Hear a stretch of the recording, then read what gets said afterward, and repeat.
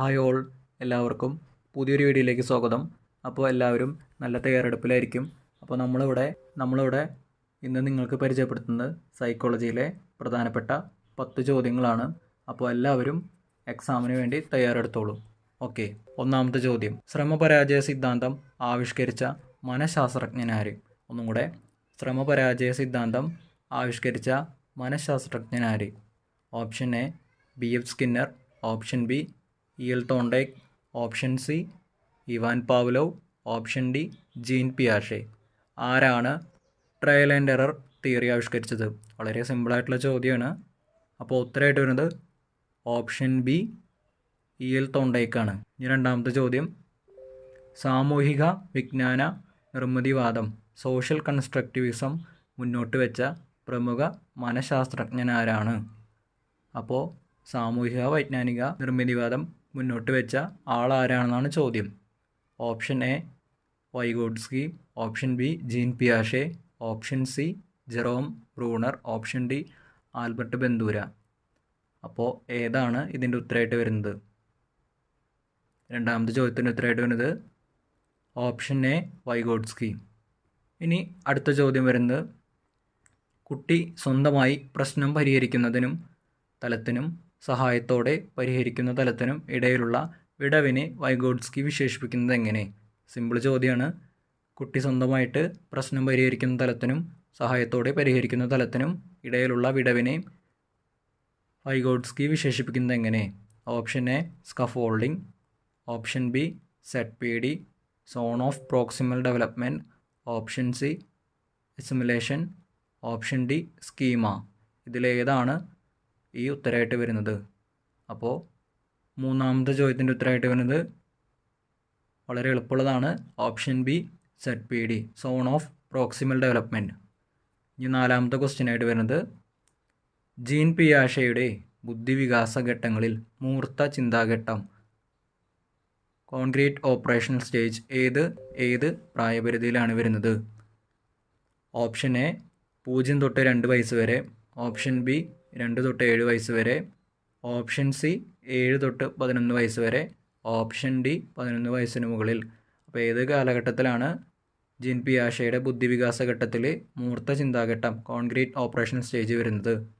അപ്പോൾ നമുക്ക് ഉത്തരമായിട്ട് വരുന്നത് ഓപ്ഷൻ സി 7 തൊട്ട് 11 വയസ്സ് വരെയാണ്. അടുത്ത ചോദ്യത്തിലോട്ട് പോവാം. അഞ്ചാമത്തെ ചോദ്യം: ബഹുബുദ്ധി സിദ്ധാന്തം തിയറി ഓഫ് മൾട്ടിപ്പിൾ ഇൻ്റലിജൻസ് അവതരിപ്പിച്ചത് ആരാണ്? ഒന്നും കൂടെ വായിക്കാം.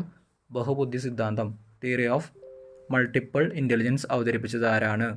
Option A Howard Gardner, option B Charles Spearman, option C Robert Sternberg, option D Alfred Binet. ആരാണ് ബഹുബുദ്ധി സിദ്ധാന്തം ആവിഷ്കരിപ്പിച്ചത്? Theory of multiple intelligence. അപ്പോൾ ഏതാണ് ഉത്തരം വരുന്നത്? അഞ്ചാമത്തെ ചോദ്യത്തിൻ്റെ ഉത്തരം option A Howard Gardner, option A Howard Gardner. അടുത്ത ചോദ്യം, ആറാമത്തെ ചോദ്യം: വായനയിലും ഭാഷാഗ്രഹണത്തിലും കുട്ടി അനുഭവിക്കുന്ന പഠന വൈകല്യമാണ്. എന്താണ് ഈ ലേണിംഗ് ഡിസബിലിറ്റി എന്ന് ചോദിക്കുന്നത്? വായിക്കാനും ഭാഷാഗ്രഹണത്തിലുള്ള വൈകല്യം, പഠന വൈകല്യങ്ങൾ പഠിച്ചിട്ടുണ്ടാവും. Option A dysgraphia, option B dyscalculia, option C dyslexia, option D dyspraxia. അപ്പോൾ ഇത് ഓരോന്നും വളരെ ഇമ്പോർട്ടൻ്റ് ആയിട്ടുള്ള കാര്യമാണ്. ഇപ്പോൾ ക്ലാസ്സിലെ കുട്ടികൾ അഭിമുഖീകരിക്കുന്ന പഠന വൈകല്യത്തിൽ വരുന്ന ഒരുതരം പഠന വൈകല്യമാണ്. അപ്പോൾ ആറാമത്തെ ചോദ്യത്തിൻ്റെ ഉത്തരമായിട്ട് വരുന്നത് ഡിസ്ലെക്സിയാണ് വായനയിലും ഭാഷാഗ്രഹണത്തിലും കുട്ടി അനുഭവിക്കുന്ന പഠന വൈകല്യത്തിൽ പെടുന്നത്. അപ്പോൾ ഡിസ്ലെക്സിയാണ് ഇതിൻ്റെ ഉത്തരമായിട്ട് വരുന്നത്. ഓക്കെ, ബാക്കി 3 നിങ്ങൾക്ക് അറിയാമെന്ന് കരുതുന്നു. അടുത്ത ക്വസ്റ്റ്യനിലോട്ട് പോവുകയാണ്. ഏഴാമത്തെ ചോദ്യം: പഠന പ്രവർത്തനം നടക്കുന്ന സമയത്തു തന്നെ കുട്ടിയുടെ പുരോഗതിയും പോരായ്മകളും നിരന്തരം വിലയിരുത്തുന്ന രീതിയാണ്. ഒന്നും കൂടെ: പഠന പ്രവർത്തനം നടക്കുന്ന സമയത്തു തന്നെ കുട്ടിയുടെ പുരോഗതിയും പോരായ്മകളും നിരന്തരം വിലയിരുത്തുന്ന രീതിയാണ്. ഏതാണ്? Option A summative assessment, option B formative assessment, option C diagnostic assessment, option D aptitudinal test. അപ്പോൾ ഏതാണ് ഇതിൽ വരുന്നത്? പഠന പ്രവർത്തനം നടക്കുന്ന സമയത്ത് തന്നെ, ക്ലാസ് റൂമിൽ തന്നെ പഠനം നടക്കുന്ന സമയത്ത് കുട്ടിയുടെ പുരോഗതിയും പോരായ്മകളും നിരന്തരം വിലയിരുത്തുന്ന രീതിയാണ് ചോദിക്കുന്നത്. അപ്പോൾ ഏഴാമത്തെ ചോദ്യത്തിൻ്റെ ഉത്തരമായിട്ട് വരുന്നത് option B formative assessment, option B formative assessment. അടുത്ത ചോദ്യത്തിലോട്ട് പോവുകയാണ്. 8ാമത്തെ ചോദ്യം. നിരീക്ഷണ പഠന സിദ്ധാന്തം ഒബ്സർവേഷണൽ ലേണിംഗ് തിയറി ആവിഷ്കരിച്ച മനഃശാസ്ത്രജ്ഞനാര്? ഒന്നും കൂടെ. നിരീക്ഷണ പഠന സിദ്ധാന്തം ഒബ്സർവേഷണൽ ലേണിംഗ് തിയറി ആവിഷ്കരിച്ച മനഃശാസ്ത്രജ്ഞനാര്? Option A Albert Bandura, option B Kurt Lewin, option C Edward Tolman, option D Wolfgang Kohler. ഇതിൽ ചെറിയൊരു സ്പെല്ലിംഗ് മിസ്റ്റേക്ക് ഉണ്ട്, എല്ലാവരും ആ ഇംഗ്ലീഷ് ടേമും കൂടെ നോക്കിക്കോളൂ കേട്ടോ. അപ്പോൾ option A Albert Bandura, option B Kurt Lewin, option C Edward Tolman, option D Kohler. അപ്പോൾ ഏതാണ് ഇതിൻ്റെ ഉത്തരം? 8ാമത്തെ ചോദ്യത്തിൻ്റെ ഉത്തരമായിട്ട് വരുന്നത് നിരീക്ഷണ പഠന സിദ്ധാന്തം ആൽബർട്ട് ബന്ദൂരയുടെയാണ്. ഓക്കെ. അടുത്ത ചോദ്യം 9ാമത്തെ ചോദ്യം. 9ാമത്തെ ചോദ്യം. ചിമ്പാൻസികളിൽ പരീക്ഷണം നടത്തി അന്തർദൃഷ്ടി പഠന സിദ്ധാന്തം രൂപീകരിച്ചതാര്? Insightful learning. ഒന്നും കൂടെ വായിക്കുകയാണ്. ചിമ്പാൻസികളിൽ പരീക്ഷണം നടത്തി അന്തർദൃഷ്ടി പഠന സിദ്ധാന്തം ഇൻസൈറ്റ്ഫുൾ ലേണിംഗ് രൂപീകരിച്ചതാര്? Option A Thorndike, option B Kohler, option C Skinner, option D Pavlov. ഇത് വളരെ സിമ്പിളായിട്ടുള്ള ചോദ്യമാണ്, എല്ലാവർക്കും അറിയുന്നതായിരിക്കും. അപ്പോൾ അധികം ഒട്ടും സമയം കളയുന്നില്ല. 9ാമത്തെ ചോദ്യത്തിന് ഉത്തരമായിട്ട് വരുന്നത് കോഹ്ലറാണ്.